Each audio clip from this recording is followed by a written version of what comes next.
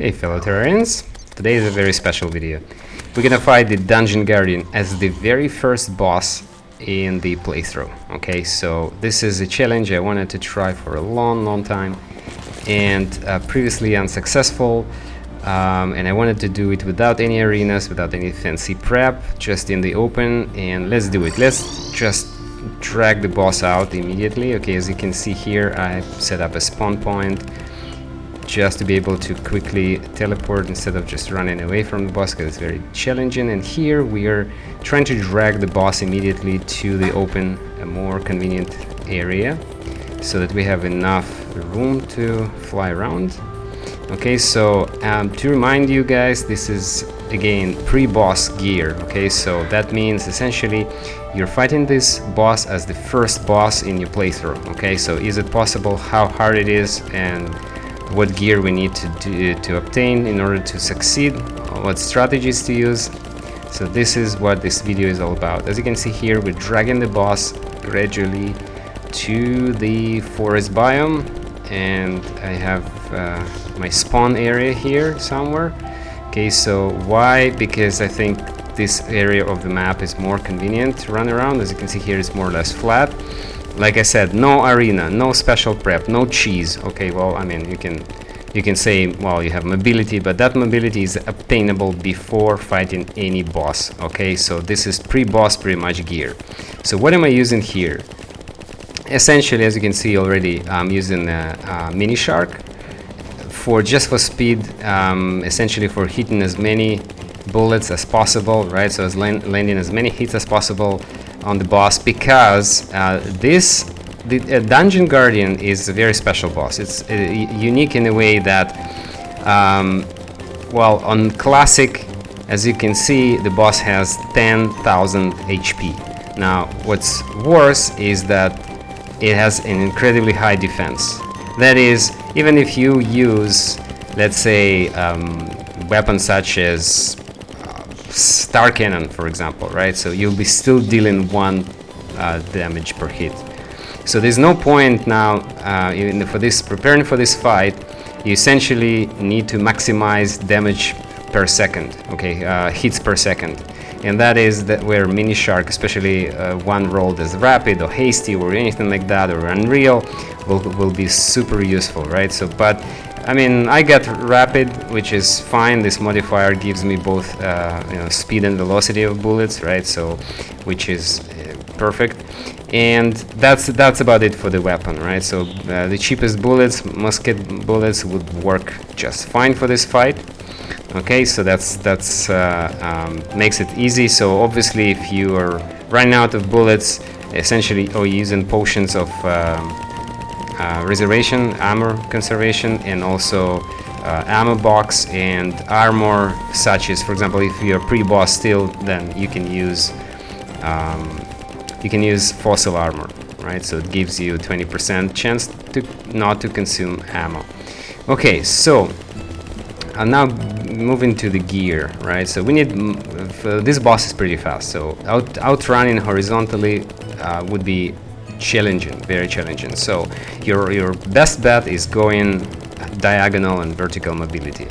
So I mean, it is possible, I have to mention, it is possible to outrun this boss using rail track and a minecart. It is possible to also use the horse mount, which is obtainable pre-boss technically, right? So it is also useful, I mean, possible to use Dune Rider boots and put a layer of sand blocks, or just drag the boss to the desert and outrun him like that, which is also quite doable, right? But in this case, I'm relying on diagonal and vertical mobility, as you can see here, and for that I'm using fledgling wings, obtainable obviously from sky crates and sky chests. I'm using double jump, which is fine. In this case I was lucky, I got the sandstorm, so I was able to craft the bundle, but you don't really need the bundle. All you need is a single extra jump, right? So any double jump would work. Another critical item here is, well, I'm using Terra Spark boots, but you can just I mean, in the same way you can use, with the same success, you can use any other boots like rocket boots and frost spark, whatever. But in addition to that, I'm also using the frog leg or amphibian boots, right? So that gives me additional diagonal and vertical mobility, which is incredibly useful here. And as you can see, all this time we're essentially just, you know, making sure to not get touched by the boss, right? So the boss is incredibly powerful, but the pattern is incredibly easy, right? So, and like here, for example, you can see if you get bumped into you know, bumped into a mob, any mob, just slime, for example, right? And then you know, get knocked you know, back into the boss, you can actually get one shot. So this boss essentially one shots you on any difficulty. Okay, there is a chance to avoid getting one shot if you have end game gear, right? So that is possible, but in most situations this boss will simply one shot you. Okay, so this is how incredibly tough this fight is. But it's an endurance fight. It's not really a fight of skill, right? As long as you keep distance, you go diagonal and zigzag in motion, you essentially keep distance at all times, because again, a single touch and you're done, you're out, the fight is over. And since this boss does not really have different pattern on you know, higher difficulties, there is no point fighting it on expert or master mode, because essentially with each increment, you know, the HP of the boss, the health pool of the boss doubles, right? So essentially you have 10k on normal, but then you go to on expert, it becomes 20k, and then on master it's 30k. So this is essentially incredibly long fight, right? And you can see here we're already almost halfway through the day. We started at 4:30 pretty much, right? And why I started so early, because I wanted to minimize the time I need to spend fighting this boss at night. And this, as we advance, I wanna explain and give you some tips how to survive this at night, because you may get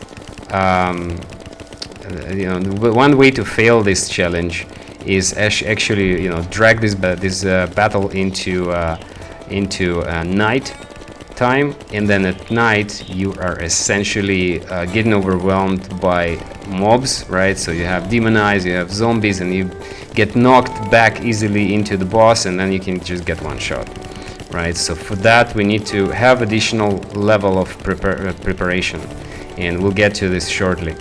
Okay, so and as you can see, the pattern is pretty simple, pretty easy. You're just going zigzagging up and down, you keeping distance, keeping your aim, try to hit as many bullets, miss as few as possible, right? So a few shots, because you don't want to run out of bullets during such a long fight.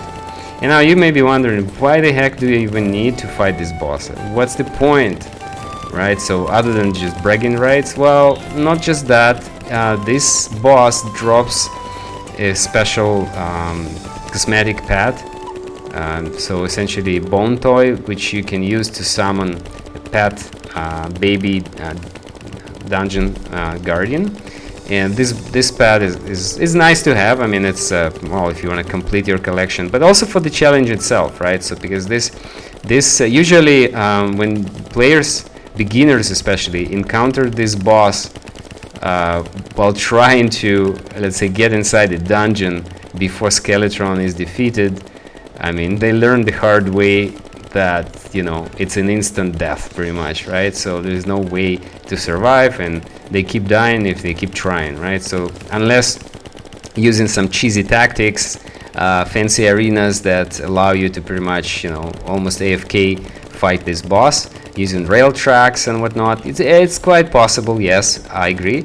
But in this video, we're actually going fair and square, pre-boss gear, just, you know, facing the boss the way it's I think quite possible, and obtaining this the drop, which is the cosmetic pet baby dungeon guardian, pretty much pre-boss, right? So this is what I'm trying to achieve here. And so, and again, this is because it's such a long fight, it's an endurance battle. all you have to, you have to be you have to keep your awareness, be alert, and keep distance at all times. You in no time, you're not allowed to make a single mistake. A single mistake is basically wasted time, and you have to reset, and you have to restock on your ammo if you're using mini shark, for example, in this case, right? So and again, so forth. This boss is actually immune pretty much to all debuffs, and that's so it makes it useless trying to use things like frostburn debuff or anything like that, or poison. It's simply not going to work. Okay, so and even if you're post Moonlord right now, let's say you have post Moonlord gear, it's still gonna take you a while to beat this boss. It's still not that easy, right? So even the highest damaging gear in the game will be doing single digits damage per hit to this boss, right? So I mean it's incredibly because the boss has an incredibly high defense and a lot of HP, and so yeah, if you're fighting it in master mode, for example, that's 27 or 30, close to 30k life, right, and 999 defense, right? So there's very few weapons in this game that can hit per hit crit, let's say, over 1000, right? So it's going to be a massive challenge. It's because imagine you're using Unreal Tsunami, right, with best arrows, but you're not gonna hit over 1000 even when critting the boss, right? So it's still gonna be not better than using mini shark pretty much. So in this case, again, so this fight is equally difficult pre-boss and post Moonlord, right? Because it's simply such a long endurance fight. It requires you to constantly keep distance, requires you to keep shooting, keep hitting the boss, and hopefully making it long enough to till the boss is taken down, defeated eventually. But keep in mind that we are approaching nighttime now. Okay, so and this is where things get very tricky. So for nighttime portion of the fight, for the nighttime part of this battle, I highly recommend using several potions, and that is first of all hunter potion. So you need that because that will allow you not only to see the boss but also spot mobs on screen. And at night, obviously, you're gonna see demon eyes spawning, you're gonna see zombies of all kinds, right? So, and that is essentially, you see here, I got knocked back and almost got hit by the boss, and that would be a reset, pretty much instant death. So at night, this situation becomes a lot more difficult and challenging, so you need to have those potions. So hunter potion, that's number one. Number two, I always use night owl and shine potions, because again, you need maximum visibility, you need maximum real estate and the least possible obstruction of movement. So you need to be able to get yourself this headroom and space and stuff, right, and visibility. So again, night vision, night owl, sorry, and shine. These two potions, in addition to hunter potion, these three are the key, the must ones, right? So must to have at least those three, and that should be fine. Okay, so obviously if you're using ammo reservation potions, use those, continue using those when they expire. And you can use for convenience, you can use, for example, if you're using weapons that scale with attack speed, obviously using food buffs and additional potions that increase your damage. For example, I mean that would be useless here, right? Damage increase. But for example, if you're post Moonlord and you have gear that approaches 1000 damage per hit, weapons that such as, for example, a rifle, sniper rifle, right? So if it's rolled with maximum damage and you have the best bullets and so on, so there is a chance that you might actually hit 1000 plus. And if that's the case, then it makes sense for you to maximize your damage to have higher DPS overall, right? So but here we are, we're just approaching nighttime, and you can see I already gulped the potion. Still I bumped into the slime here. Incredible. So now we're almost at night and I need maximum visibility. So you see I'm using couple extra potions. I think I'm using, yeah, it just because I used the, you know, buff all key. So I mean, I really didn't need to use that ale or even the food buff, right? But now we're at night. Okay, so guys, so take a look. So now on screen, occasionally you're gonna see zombies spawning. You're gonna see demon eyes, but we also see that the boss health is dropping, right? So it's approaching that mark. We're already at 2.5k now out of 10k. So, and you can see those zombies. Try to stay away from them as far as possible. Let them despawn, or let your, I mean, if you have a pet minion doing your, you know, adding some damage, so use that as well, right? So in this case I'm using a frog, vampire frog, which is again obtainable pre-boss, right? So, and it's very useful to get rid of zombies, occasional slimes, and so on. And we continue keeping distance, continue fighting, because this battle, again, it's an endurance fight, and this is, in my opinion, the easiest way to defeat the boss, right? So using the right combination of potions, real estate, good vertical mobility, and rapid rate of fire. Using normal bullets, you don't really need to overthink it. You don't need stronger bullets because the damage is still going to be the same. Alright, so there's no point wasting expensive bullets here. And obviously, pre-boss, the only bullets that you can obtain, you only have like 3 options, and they're all pretty much the same in terms of damage output versus this particular boss. Alright guys, we're getting so close. I think we're now at below 2000 HP of the boss, and that is incredibly close to the end, right? So this is as far as I've ever gotten using pre-boss gear to fight this boss, right? So this is the challenge that I wanted to attempt for a long time, and finally I decided, you know what guys, let's go for it. Let's see what happens. Let's see how hard it is, right? So far there's been a couple of moments when I felt that I was very close to getting one shot, simply by getting knocked into by slime, or you know, getting stuck along the way and getting pretty much almost touched by the boss, right? So, but in this particular round, we're getting very close. I think we're getting the boss down to 1k HP, 1.5k actually, 1500 guys. This is not too bad, and we're very close. So now the key is to keep focus. Don't lose the you know, keep distance.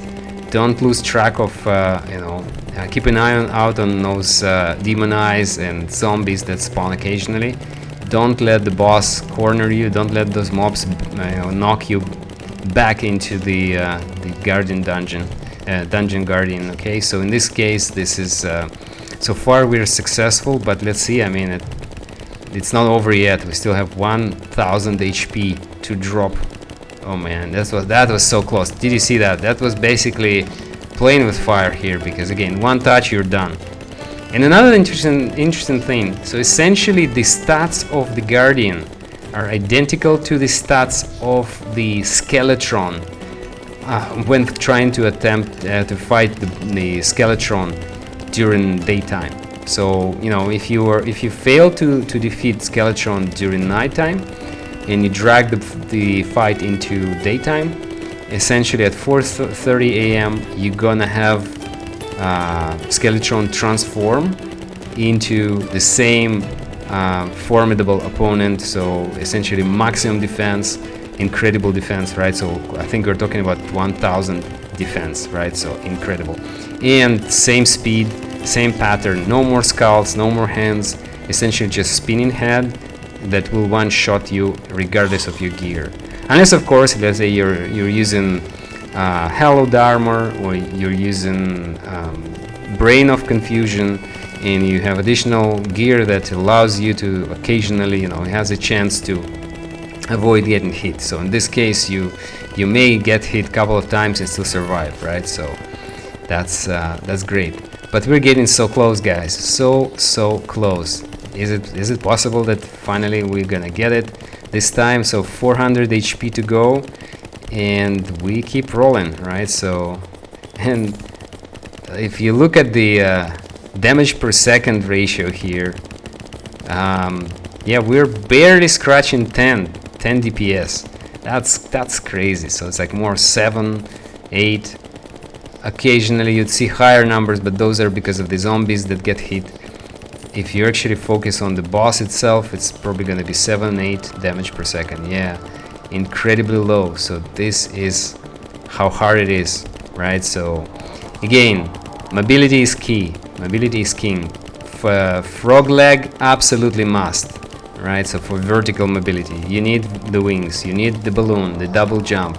So bundle of balloons if you can have it. If not, then at least I would suggest frozen, so blue balloon, right? So frozen. Oh yeah, we did it, guys. Okay, so let's see what it dropped. Okay, hold on, let's kill this eye. And bone key. Okay, bone key is actually the reward that you get for this fight. Okay, so let's see.